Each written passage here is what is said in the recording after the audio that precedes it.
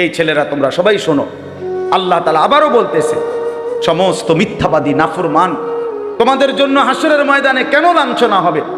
এর প্রধান কারণ ওয়াইজা কিলা লাহুমুর কাউ লা ইয়ারকাউন, যখনই বলা হতো নামাজ পড়তে, যখনই বলা হতো রুকু করতে, যখনই বলা হতো সেজদা দিতে, লা ইয়ারকাউন, আল্লাহ তাআলা বলেন সে রুকু করে না, সেজদা দেয় না, নামাজ পড়ে না, নামাজ পড়ে না। আল্লাহ বলেন আমি এতবার বললাম, এতবার বললাম, একটা দিনে 5 বার মসজিদে আজান হইল, একটা মহল্লায় শুধু একটা মসজিদ না, এক এক ওয়াক্তে এক একজনের কানে কমপক্ষে 10টা মসজিদ থেকে আজানের আওয়াজ আসে, ঠিক কিনা বলেন? কি রে বান্দা, এত শক্ত হইলি কেমনে বান্দা? আমার এত বড় আসমান ও জমিন দিয়া, এত বড় কায়নাত দিয়ে বান্দা আমি তোকে লালন পালন করলাম, বিনিময়ে তুমি একটা সেজদাও দিলা না। 365 দিনে খোদার একটা বছর কোনো দিন ফজরের নামাজ পড়লা না।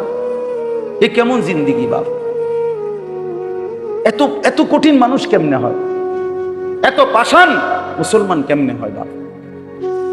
বলে আল্লাহ তাআলা বলছেন ওয়াইদা কিলা লাহুমুর কাউ লা ইয়ারকাউন, নাফরমান মনে রাখিস, বারবার তোকে নামাজের কথা বলা হয়েছিল, তুমি পড়ো নাই, আমি কিন্তু ছাড়বো না। খাইতে দিছি, খাইতে দিছি, খাইতে আমি কাফেরও দেই, দুনিয়া তো আমি বেঈমানকেও দেই, দুনিয়া আমি কুকুর বিড়ালকেও দেই, দুনিয়া তো আমি শুকরকেও খাইতে দেই। আমরা এক মানুষ যা খাই, জন্তু জানোয়ার তার চাইতে বেশি দুনিয়া খায়, ঠিক না? হ্যাঁ, বইয়ে আছে, গবেষকদের কথা হলো একটা হাতি একদিনে 250 কেজি খাবার খায়, 90 লিটার পানি পান করে। আপনি পারবেন? একটা তিমি এক বেলা 200 শক্ত সামর্থ্য যুবক এক বেলা যা খায় সেই সমপরিমাণ একটা তিমি এক বেলা তা খায়। তো দুনিয়া তারা বেশি ভোগ করে না? কথা বলেন। তাহলে ভাইয়া দুনিয়া খুব বেশি আমরা ভোগ করি না। ওয়াইলুন ইয়াউমাইযিল লিল মুকাদ্দিবিন, আল্লাহ বলে বান্দা নামাজ পড়লা না, ঠিক আছে, আবারও বললাম ওয়াইলুন ইয়াউমাইযিল লিল মুকাদ্দিবিন, সমস্ত মিথ্যাবাদী নাফরমান পাপী মনে রেখো সেদিন তোমাদের জন্য আযাব হবে। এই শেষ কথা হলো ফাবি আইয়ি হাদিসিন বাদাহু ইউমিনুন, আল্লাহ তাআলা বলেন, এই শেষ কথাটা আবার আমার মনোযোগ দিয়ে শোনেন, ফাবি আইয়ি হাদিসিন বাদাহু ইউমিনুন। আমার ভাই, আল্লাহ তাআলা একটা আশ্চর্য কথা বলছে এখানে। আল্লাহ বলছে বান্দা তুমি জানো আমি 23 বছরে আমার প্রিয় রসুলের মাধ্যমে 30 পারা কোরআন নাজিল করে আমার সর্বশ্রেষ্ঠ কথা এগুলো, এগুলো আল্লাহর কথা কিনা বলেন না ভাই? আল্লাহ বলেন 23 বছরে 30 পারা কোরআন নাজিল করে আমি আমার সর্বশ্রেষ্ঠ আমার কথাগুলো আমি তোমাকে জানাইলাম। আর আমার সবচেয়ে প্রিয় রসুল 1.25 লাখ আম্বিয়ার মধ্যে সর্বশ্রেষ্ঠ রসুল আমি তোমাকে দিলাম, কিতাবও দিলাম সর্বশ্রেষ্ঠ, রসুলও দিলাম সর্বশ্রেষ্ঠ। আল্লাহ বলছে বান্দা এরপরে আর কোন কথা বললে, আর কোন নবী পাঠাইলে তুমি ঈমান আনতা? আর কি বললে ঈমান আনতা? আর কি বললে আমারে বিশ্বাস করতা? আর কেমনে বললে বান্দা সেজদা দিতা? আর কতগুলো কথা বললে বলেন? এই জন্য নওজোয়ান, আমার অনুরোধ রইল, নওজোয়ান নিজেরে বরবাদ করে দিও না বাপ, নিজেরে শেষ করে দিও না, নষ্ট করে দিও না, কষ্ট পাইবা বাপ। একদিন কবরে তোমার 14 গোষ্ঠীর কেউ থাকবে না, একদিন হাসরের ময়দানে তোমার পাশে কেউ থাকবে না, তুমি শুধুই একা। আল্লাহ তাআলা বলছে বান্দা আমি এত বড় কোরআন নাজিল করলাম, তারপরে আর কি বললে তুমি ঈমান আনবে? আর কেমনে বলতাম আমি? নবীজি জিজ্ঞেস করবে, খোদার কসম নবী জিজ্ঞেস করবে, উম্মত 23টা বছর আমি দিন রাত কাঁদছি রে উম্মত, তুই জানোস না উম্মত আমি তোর জন্য কি পরিমাণ কাঁদছিলাম, সারাটা রাত আমি কেঁদেছি, তায়েফের পাথরের আঘাতে আমার পিঠ ছিদ্র ছিদ্র করে ফেলছে, আমি ক্ষুধার কষ্টে পেটে পাথর ভাঙছি, আমার ঘরের চুলায় আগুন জ্বলে নাই, আমি দান্দার শহীদ করে সারাটা দেহ রক্ত মাখা হয়ে বেহুশ হয়ে উহুদের প্রান্তরে পড়েছিলাম, এত কাঁদলাম, এত রক্ত ঝরাইলাম, 23 বছরের বিনিময়ে উম্মত আমি বুঝি তোর কলজাটা নরম করতে পারলাম না? কি বলবেন ভাইয়া? এই ছেলেরা, বাপ, কি বলবা তোমরা? বলো দোস্ত। আল্লাহ আমাদেরকে বুঝ দান করে, আল্লাহ আমাদেরকে ফিকির দান করে। এই জন্য দয়া করে বয়স্ক চাচা আপনাদেরকেও বলি, নিজের উপরে রহম করেন। 60 বছর বয়স, এখনো বিড়ি সিগারেট খান, তো ছাড়বেন কোন দিন? 60 বছর বয়স, এখনো চা দোকানে বসে বসে রঙিন টেলিভিশনে নাচ গান দেখেন, তো ছেড়ে দিবেন কোন দিন চাচা? হ্যাঁ, আপনি মরবেন কোন দিন? কবরে যাবেন কোন দিন? এখনো সময় হয় নাই।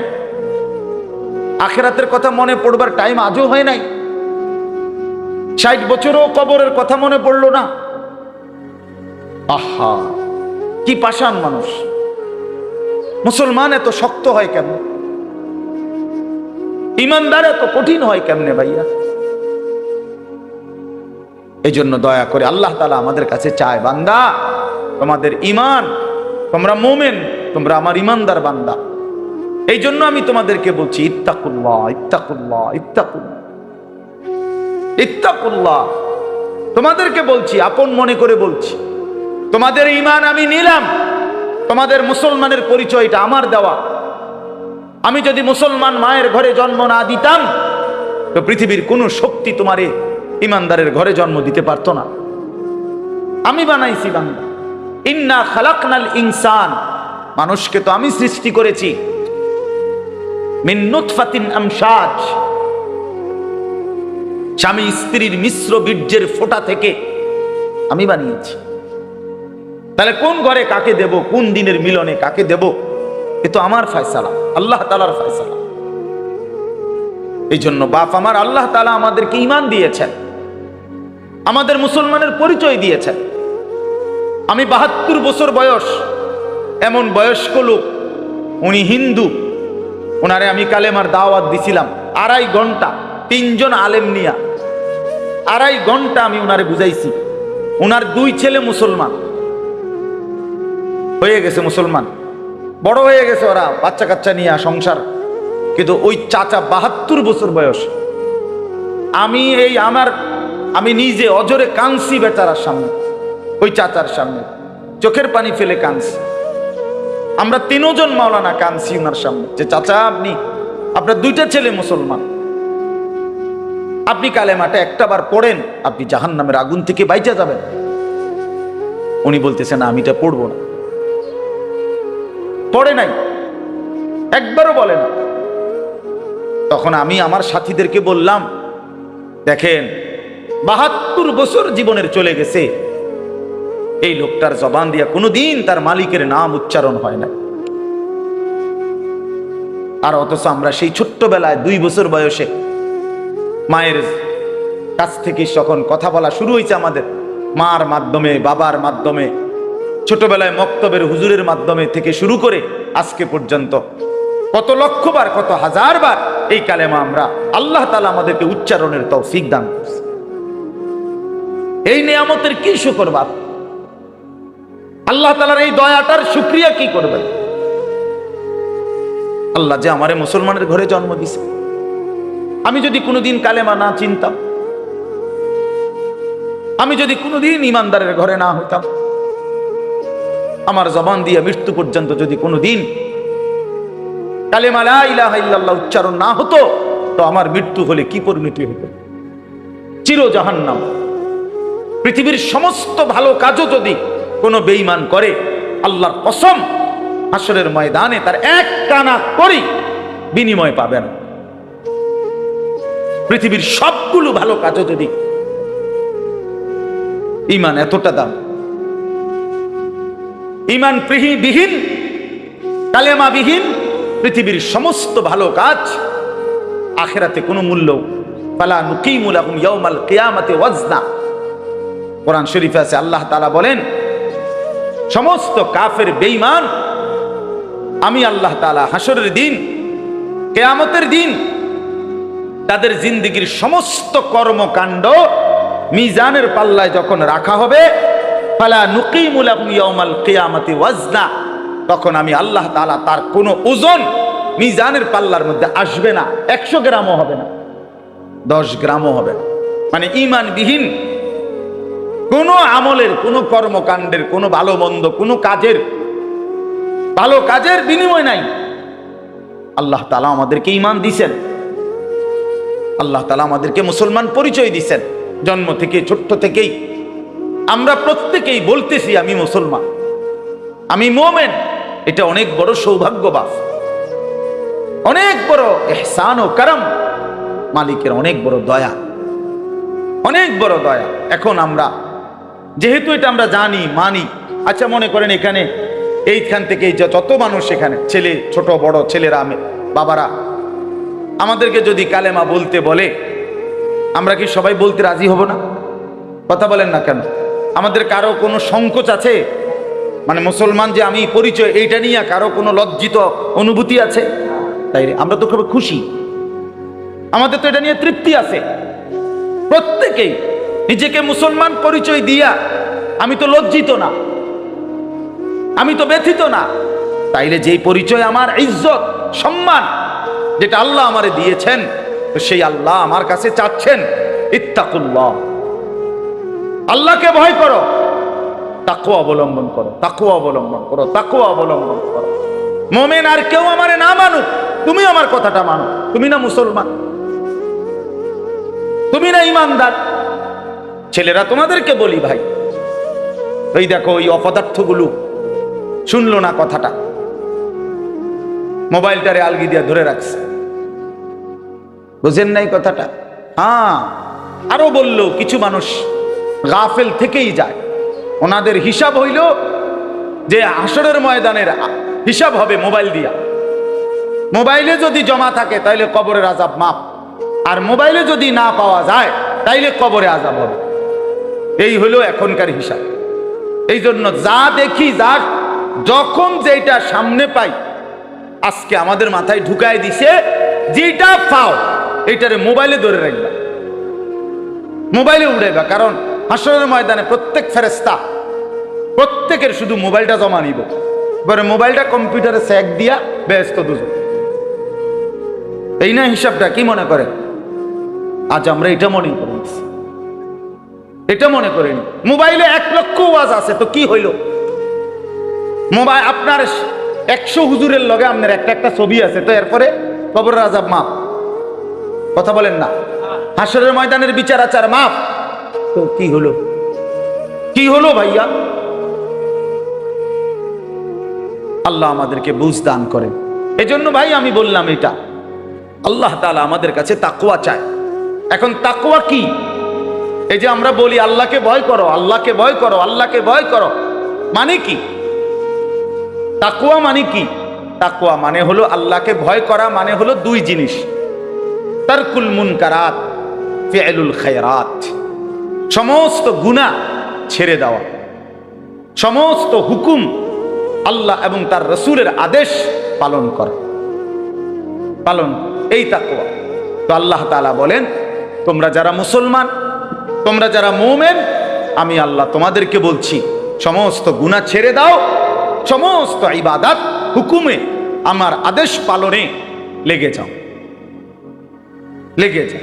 চুরি, ডাকাতি, জিনা, ব্যভিচার, মদ, জুয়া, সুদ, ঘুষ, নাচ, গান, নাটক, সিনেমা, অশ্লীলতা, বেহায়াপনা, বেপরদেগি, বেহায়াপনা, অসভ্যতা, নোংরামি ছেড়ে দাও বান্দা, ছেড়ে দাও। আমার ইবাদতে লেগে থাকো। কেন নামাজ পড়বা না বান্দা? আল্লাহ যেন জিজ্ঞেস করছে, হায় আমার ইমানদার বা, আমি না তোমারে মুসলমান বানাইলাম? তোমারে না আমি সর্বশ্রেষ্ঠ রাসূল দিলাম? নবী মুহাম্মদ সাল্লাল্লাহু আলাইহি সাল্লামের চাইতে সর্বশ্রেষ্ঠ রাসূল আর কেউ আছে? কোরআনের চাইতে দামি কোনো কিতাব আছে? ইসলামের চাইতে দামি কোনো ধর্ম আছে? আল্লাহ তাআলার চাইতে বাদ দিয়ে আর কোনো মালিক আছে? তো আল্লাহ বলেন, আমি তোমার মালিক, আমার নবী মুহাম্মদ সাল্লাল্লাহু আলাইহি সাল্লাম তোমার রাসূল, কোরআন তোমার কিতাব, ইসলাম তোমার ধর্ম। অতএব তুমি কেন ভুল পথে চাইবা বান্দা? তুমি নামাজ পড়বা না কেন?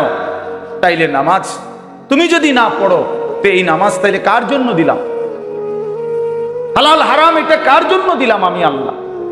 আমার রাসূলকে 23 বছরে আমি সমস্ত কিছু বলাইলাম, তাইলে কার জন্য? আমাদেরই যদি পছন্দ না হয়, ছেলেরা তোমরাই যদি নামাজ না পড়ো, তো মুসলমানের ঘরে জন্ম নিয়ে যদি তোমারই সেজদা দিতে মনে না চায়, তো তোমার সাথে বেঈমানের তফাৎ কি বেটা? এই অপদার্থ যারা সেজদা দাও না, নামাজ পড়ো না, তুমি জানো মিয়া যে কপাল সেজদা দেয় না হয়তো মানুষের বাচ্চা না, সমস্ত বেনামাজি এ তো হাইওয়ান, এ তো চতুষ্পদ জন্তু, এ তো চতুষ্পদ জন্তু বাবা। যে কপালে সেজদা নাই সে শয়তান, যে কপালে সেজদা নাই সে ইবলিস, যে কপালে সেজদা নাই সে মালউন, আল্লাহ তাআলার পক্ষ থেকে অভিশপ্ত। কোরআন শরীফে আছে। ইবলিসকে কেন ইবলিস বলে? সেজদা দেয় না। শয়তানকে কেন শয়তান বললো? আগে কি তারে শয়তান কইতো?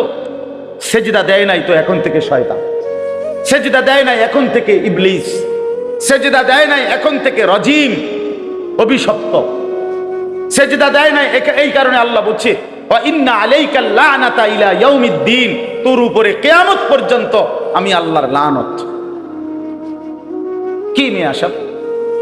কি বলো ভাই? এত লানত নিয়া, আল্লাহর এত অভিশাপ নিয়া দুনিয়ায় চলবে কেমনে? আখিরাত চলবে কেমনে? জীবন মানে শুধু কয়টা ভাত মাছের নাম ভাইয়া? একটু ঘুমাইতে পারলাম, একটু খানা দানা খাইলাম, কয়টা টাকা রোজগার করলাম, যৌন চাহিদা, লজ্জাস্থানের চাহিদা পূরণ করলাম, খালাস, এরই নাম দুনিয়া? এ তো জন্তু জানোয়ারেরও পূরণ হয়।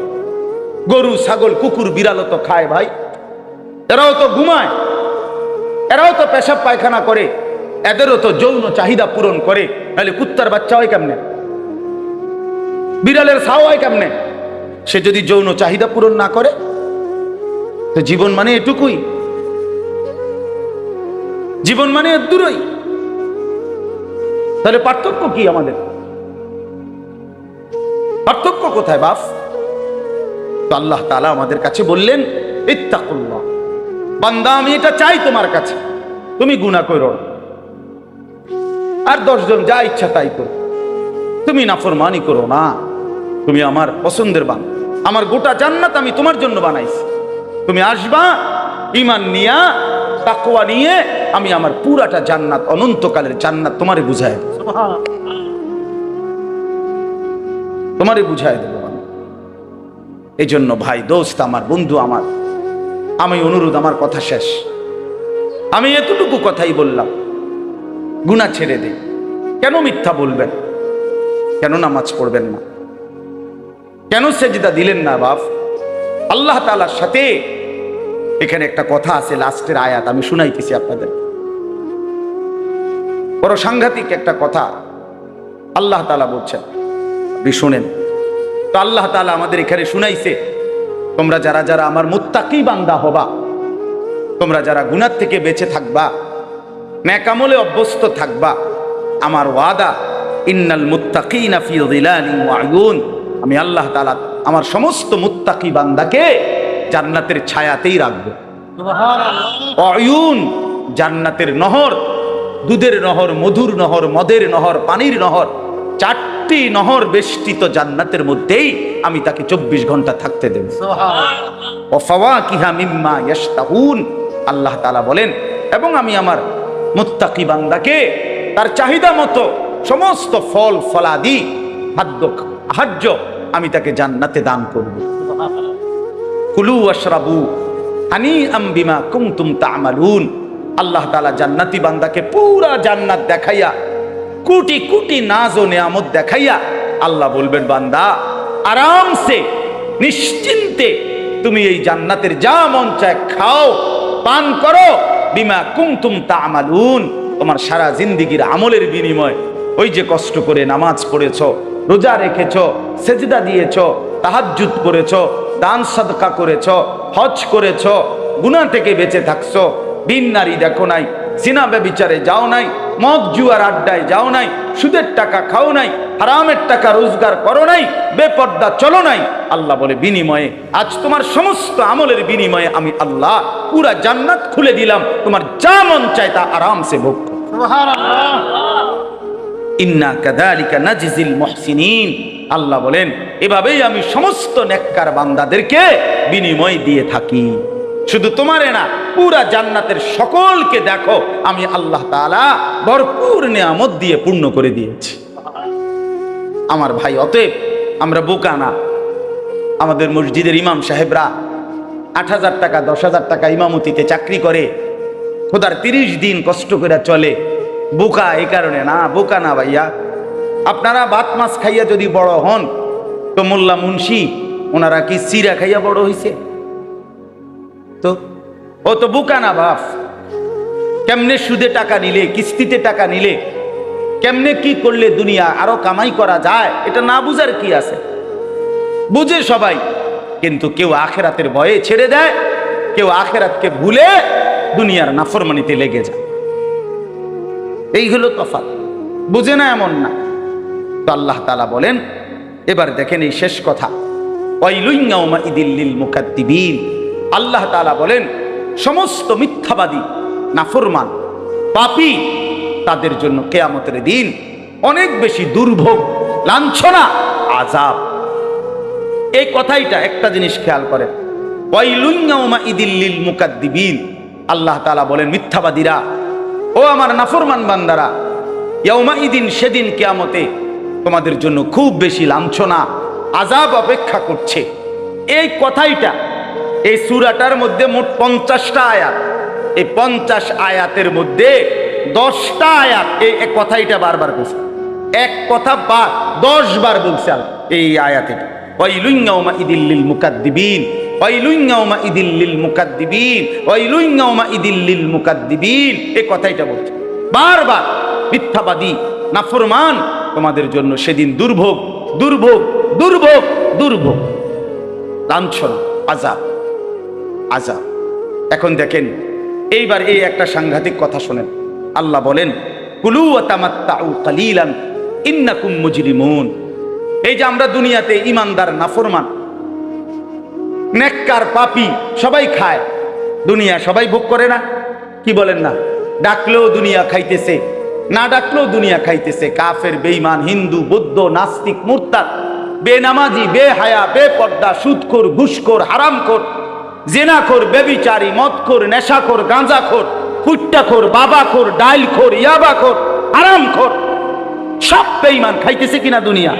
তো আল্লাহ তাআলা বলে কুলু ওয়া তামাত্তাউ কালিলান, এই নাফরমান কিছু সময়ের জন্য দুনিয়ার মধ্যে খা, ভোগ কর, ইন্নাকুম মুজরিমুন। কিন্তু মনে রাখিস তুই কিন্তু নাফরমান, তুই কিন্তু পাপী, আমি কিন্তু তোরে ছাড়বো না।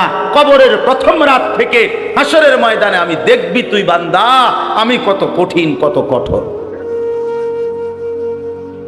তোরে আমি দেখাবো। ভাত খাইতে লইছে খাও, ভাত খাইতে লইছো খাও বান্দা। এখানে আটকামু না, এখানে আমি জানোয়াররাও আটকাই না, আমি জন্তু জানোয়াররাও খাইতে দেই, তোরে দিতাম না কেন বেটা, খা বেটা।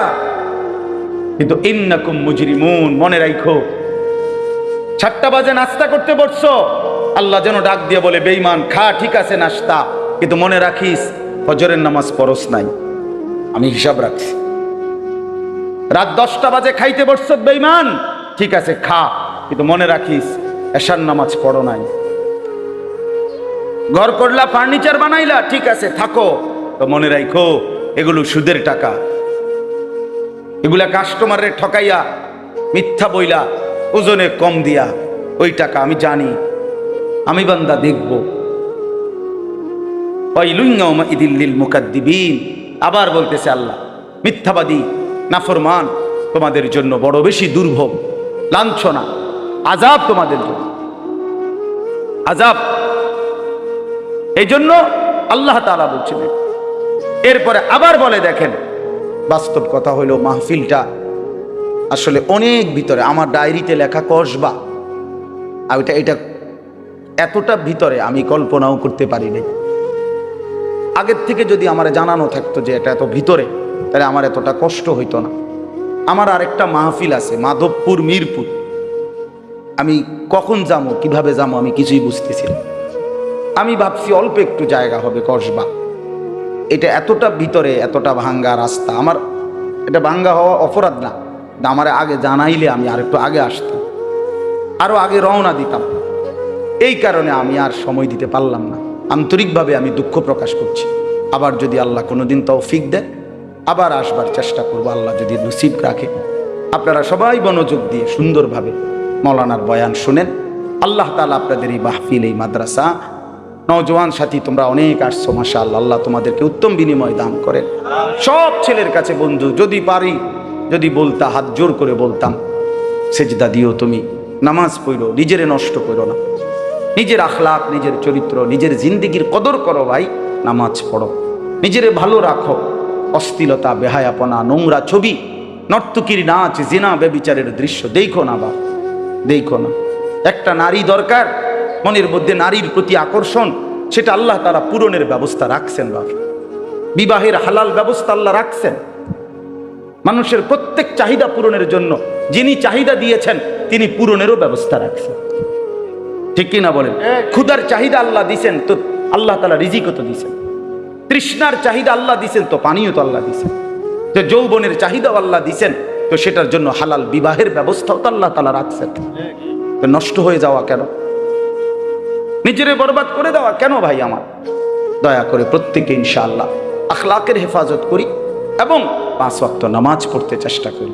আল্লাহ আমাদেরকে তৌফিক দেন, কবুল করেন, আমিন।